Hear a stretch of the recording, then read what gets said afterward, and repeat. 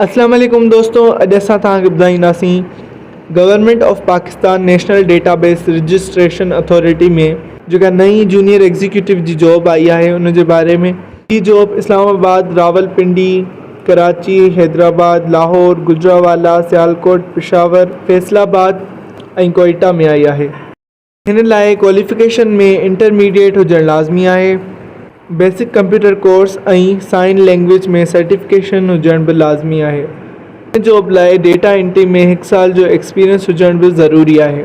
हिन जॉब में उमिरि जी हद मैक्सिमम 3 साल आहे ऐं हिन में अप्लाई करण लाइ तव्हां हिननि जी वेबसाइट careers.nadra.gov.pk ते वञी अप्लाई करे था सघो ऐं वधीक मालूमात हासिल करे था सघो।